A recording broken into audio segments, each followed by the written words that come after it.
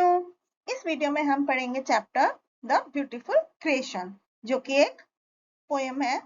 तो बच्चों, यहाँ पर उससे पहले एक क्रिएटिव कॉर्नर है। इसमें ऐसा कहा गया है कि भगवान ने इस दुनिया में 7 दिन बनाए हैं। In the beginning God created heaven and the earth. शुरुआत में क्या था? भगवान ने स्वर्ग बनाया था और पृथ्वी बनाई थी। तो find out what he created in other days and make a bracelet to remind yourself of the different steps of the creation. तो आइए अब इस पोएम के स्टोरी के बारे में पढ़ते हैं। बच्चों, इस पोएम में पोएट ने एक हिरन की ब्यूटी को डिस्क्राइब किया है, हिरन की सुंदरता को के बारे में विस्तार से बताया है, जो कि एक उनके घर की विंडो के सामने आकर खड़ा हो जाता है। तो आइए पोएम पढ़ना शुरू करते हैं। I moved out of my bed to the window with an empty mind to watch the rising sun. यहाँ पर पोएट लिख रहे हैं कि वो अपने घर में बेड से उठ के, जब वो खाली मन था उनका, तो उगते हुए सूरज को देखने के लिए बेड के से उठ करके खिड़की के पास जाते हैं। A deer as I watched came out through the thicket of weeds and bushes amongst the trees. तो वो क्या देखते हैं कि एक हिरन देखते हैं जो कि घास फूस खाते हुए पेड़ों के बीच में से आ रहा होता है। And I could see a part of its head munching grass. It slowly got itself delivered from the mess. वो देख रहे थे कि किस तरह से वो जो हिरन था वो घास को खाते हुए अपने सिर को उसमें से स्ट्रगल करते हुए ऊंचे नीचे रास्ते में बाहर वहां पर आ रहा था, चल रहा था। Struggling hard with its hind legs. अपने पीछे के पैरों से वो किस तरह से मुश्किलों का सामना करते हुए घास फूस को हटाते हुए आगे बढ़ रहा था। It climbed down the little slope to my courtyard. धीरे धीरे वो खाता पीता वो पोएट के courtyard में आ जाता है, जहाँ पर उन छोटी छोटी घास होती है, और वो देखते हैं वहां पर पोएट खड़े हुए उसको देखते रहते हैं कि framed onto my window on the first floor. First floor पर खड़े विंडो पर खड़े होकर पोएट उसको हिरन को देख रहे हैं, और देख रहे हैं कि हिरन जो है, हिरन को उनकी उपस्थिति का एहसास नहीं है। हिरन नहीं जानता था कि उसको कोई देख रहा है, और वो watched the grass undisturbed for some time. हिरन थोड़ी देर तक वो घास खाता रहता है जो उनके कॉर्टयार्ड में होती है, shaking its apology of tail and moved forward. और अपनी जो छोटी सी टेल है उसको आगे आगे बढ़ता हुआ घास खाते हुए आगे बढ़ता रहता है।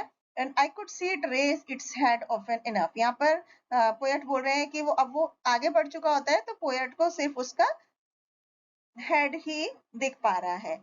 तो to survey the field around alert and watchful. और वो जो हिरन था वो अपने चारों तरफ पूरे देख रहा है, एकदम अलर्ट है, और देख के खा रहा है कि कोई आ तो नहीं रहा है, कि कोई पहाड़ी पर से कुछ पत्थर तो नहीं गिर रहे हैं, क्योंकि वो स्लोप होता है। तो जैसे कि मिट्टी ढीली हो जाती है तो कुछ पत्थर जो है पहाड़ी पर से नीचे गिर जाते हैं। तो वो जो हिरन थी वो रेस्टलेस, मतलब एकदम परेशान हो जाती है, एकदम डर जाती है, और वो इस तरह से परेशान हो जाती है जब किसी की पत्थर के गिरने की आवाज सुनती है या आहट सुनती है।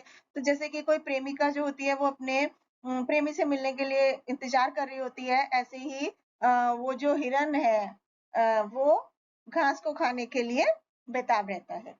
As she watched the leaves when they fluttered and closely analyzed as monkey or a bird or the footsteps of an animal nearby. तो जब वो हिरन जो है वो देखती है पेड़ की पत्तियां जो है वो फड़फड़ा रही हैं, तो वो उसको नजदीक से उसको चेक करती है कि क्या वो बर्ड है, कोई पक्षी है, या बंदर है, या कोई किसी जानवर के आने का खतरा तो नहीं है। Like the general serving the enemy territory, या उसके आसपास कोई उस खतरनाक जानवर तो नहीं आ गया है। I still watched the pretty deer. Poet अभी भी उस सुंदर से हिरन को देख रहे थे, as it could still enslave the mind of a modern Sita. और इस तरह से उनके दिमाग में वो सीता के मॉडर्न सीता का आया, कि जिसने उस हिरन ने सीता के मन को वश में कर लिया था जो रामायण में। तो सडनली इट जग्ड ऑल ओवर, इससे वो अचानक से वो झटके से उठे, और वो जो हिरन था वो वहां से भाग गया, अपने घर की तरफ को चला गया। अब जो पोएट थे वो आकर के अपने रूम में बैठ जाते हैं, और वो सोच रहे होते हैं उस हिरन की सुंदर शेप के बारे में। And the dark brown meat on the dining table of a drunkard. और सोच रहे होते हैं कि उस शराबी के बारे में जो अपने खाने में मांस मदिरा का सेवन करता है, और उसके टेबल पर खाने के लिए मांस रखा हुआ है जो कि उसके who searches for his mouth, उसका पर मुंह जो है वो उस तक नहीं पहुंच पा रहा है, वो इतना ज्यादा नशे में है कि विद अनस्टेडी हैंड्स, उसके जो हाथ हैं वो कांप रहे हैं, वो अपना खाने को, अपने मुंह में खाने के टुकड़े को नहीं ले पा रहा है। Pasting grease all over his face as a grace to knock at the creation and the world.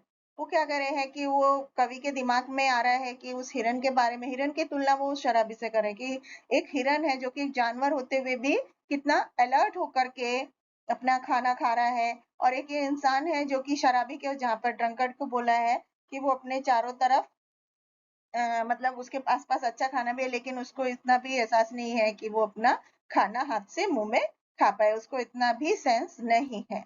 तो इस तरह से जो restless beauty with tragedy inscribe deep, गहराई से कवि ने यहाँ पर एक परेशान आत्मा के बारे में बताया कि किस तरह से दो चीजों में डिफरेंस है।